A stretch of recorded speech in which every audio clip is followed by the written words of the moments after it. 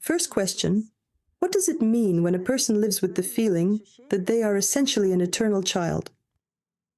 On the one hand, it's curiosity, openness, a high sensitivity to the world around you, and that's beautiful. But on the other hand, it's extremely difficult to self-realize, extremely difficult to be effective and successful, because we have to balance sensitivity to life with the ability to ground what we perceive and actually apply it in a practical way.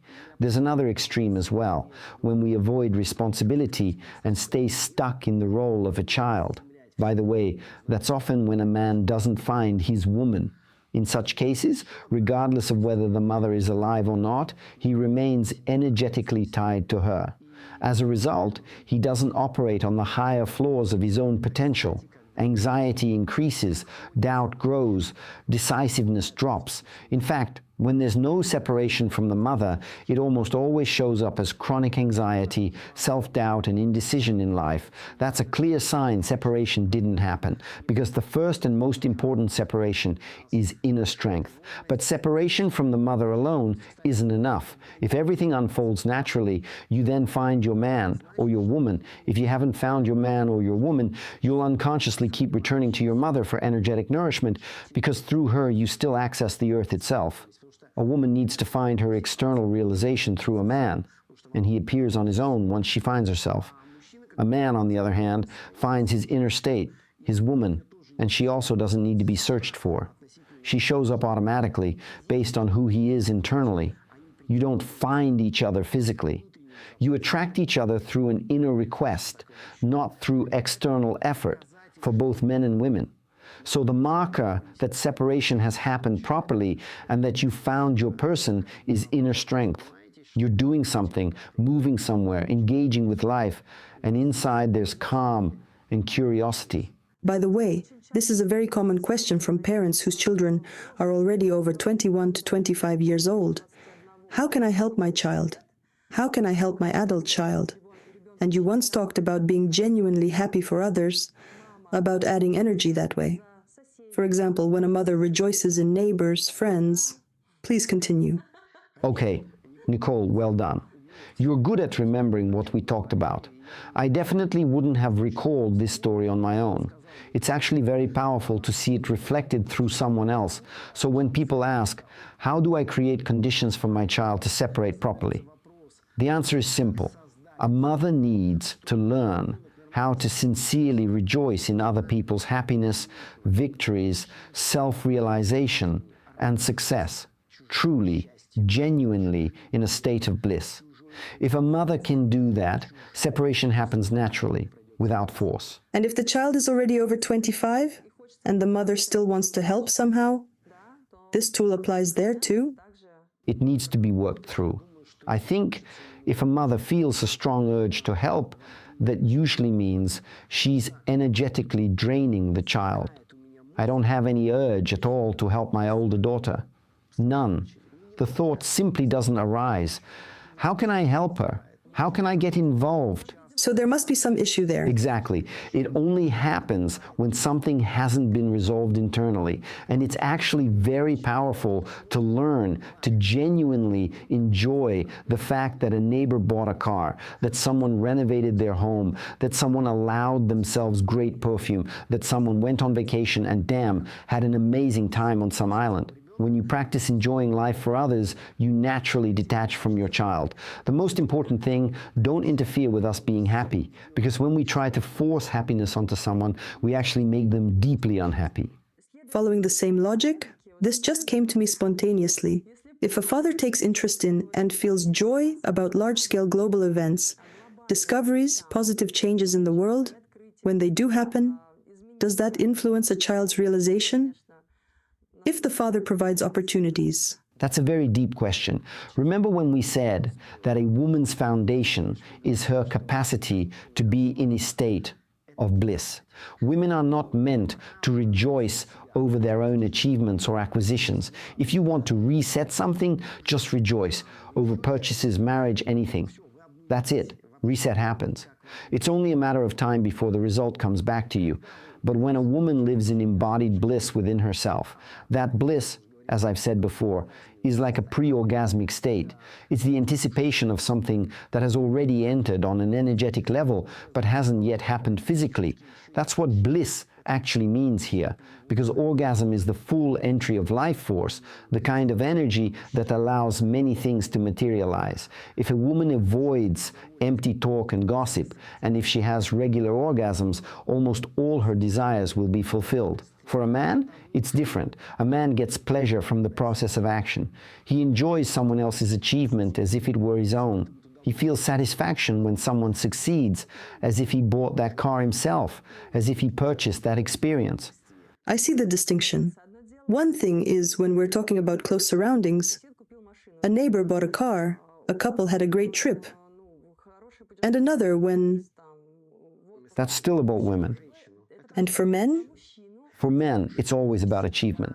Exactly. No matter how eccentric Elon Musk might be, I genuinely feel pleasure when he does fascinating things, as if I did them myself. Because he allowed himself to operate on that scale, even to make mistakes. But he allowed experimentation. Here's the key point. Women are unified. Women are never meant to envy or resent other women. Ever. That's one of the worst things possible. If a woman knows how to rejoice in other women's success, her life will always work out well. And her children will be fine too, but only if the joy is sincere. If it's fake, damn, better not to pretend at all. Just admit that something inside isn't aligned yet. Men are individual. If women are a single field, men are more like specific operating systems, similar in structure, but narrowly expressed. When a man knows how to enjoy someone else's success, say Argentina's current president managing to curb inflation through libertarian policies, I genuinely enjoy that. Like, damn, he pulled it off. Same thing when someone builds a great AI program or launches meaningful processes. I enjoy it as if I did it myself. Yes. That's exactly the question. And that's when a man activates an accelerated update program, integrating and efficiently using the civilizations he's connected to. Including through children? Look. How does this reflect in children? Honestly, with children it shows up. Not strongly. As background influence. Background. With mothers, it's massive. Even if separation has already happened, when a mother rejoices in others, children receive bonuses. With fathers, it's more like the quality of the broadcast improves.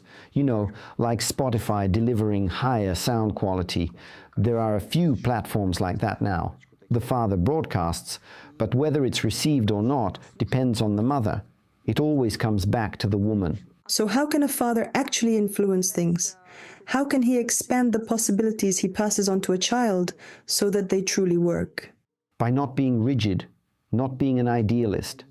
By staying multi-optional and always knowing that there's probably something better.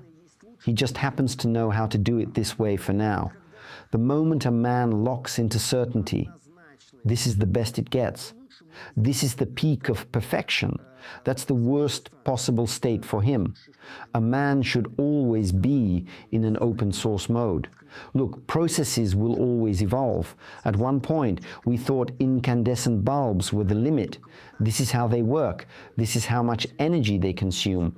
Then LEDs appeared. Completely different lifespan, completely different light quality. Sound, first there was the gramophone, and that was it, the maximum. Then new technologies came, electromagnetic coils, and suddenly sound quality became something else entirely. So progress never stops.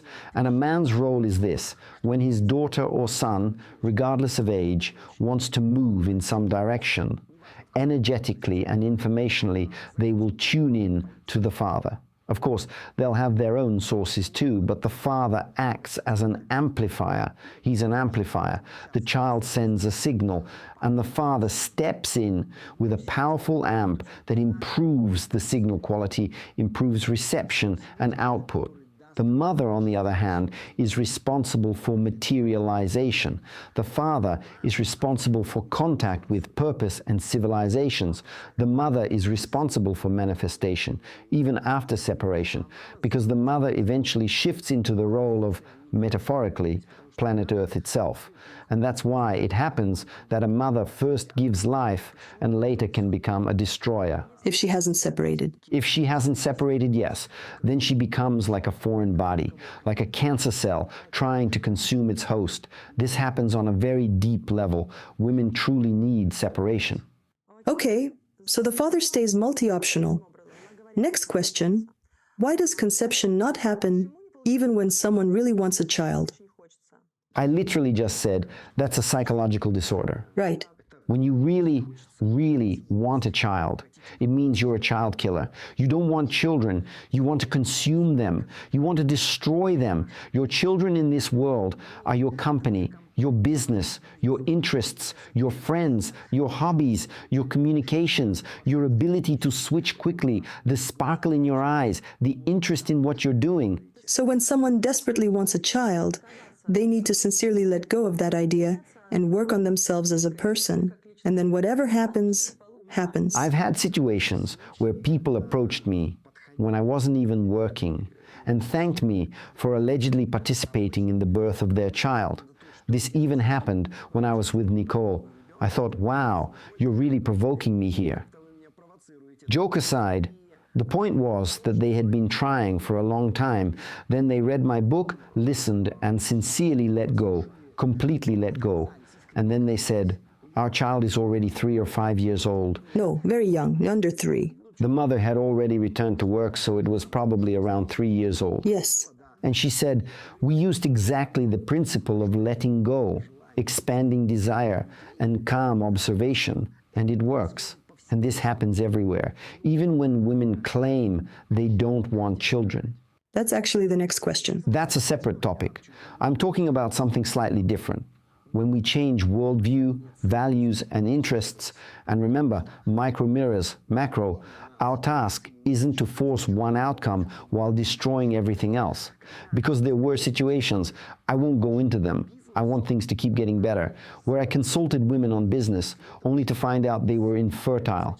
And after the consultation, 2 or 3 months later, they got pregnant and gave birth. That happened, simply because they updated their internal software, reset priorities and values, and it unfolded.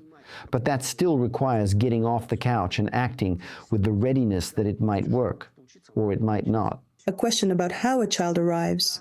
3 years before conception, does the child come to the father first and they look for the mother together? Or does the child come to the mother first? The child comes to both parents simultaneously.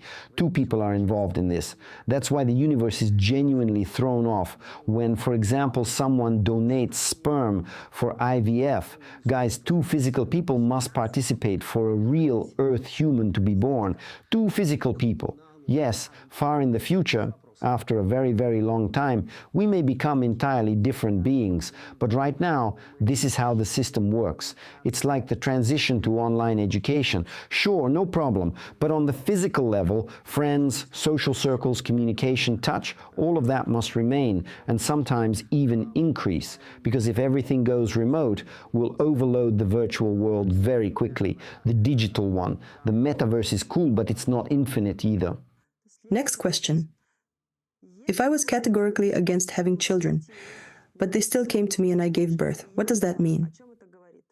It means idealization and a very clear understanding that there was no readiness to accept a child with the limitations a mother could offer at that time, due to thinking in terms of denial.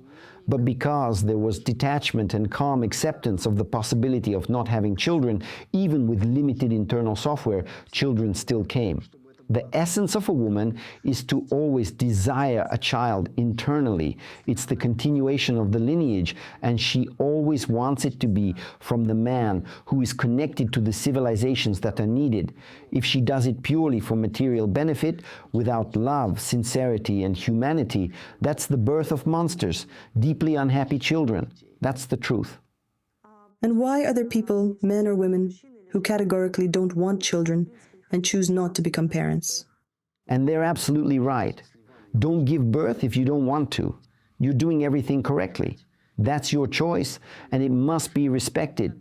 If you've made that decision, don't look back, and don't listen to anyone telling you that you must continue the lineage or that not wanting children is immature. Tell them to fuck off. If you don't want children, you don't have them. Neither women nor men. That's your personal choice, and it must be respected. No one has the right to impose a template worldview on you. But at the same time, you've always said that until a woman gives birth, she hasn't become a woman. Yes, she hasn't. She will never become a woman. She will be a function, correctness, information. The thing is, when a woman doesn't give birth for a long time, she has to do something about it. Even adoption, perhaps. Otherwise, masculine qualities begin to develop in her. And if she also goes into business, then at a certain point, it becomes necessary either to give birth or to take in a child. Because both men and women eventually have to choose whether they will interact with the world authentically or artificially. At some point, if a man or woman rises high in business but has no children, they become peculiar. They start to dislike the world, dislike children, dislike life itself. And they start loving money, becoming slaves to the business process.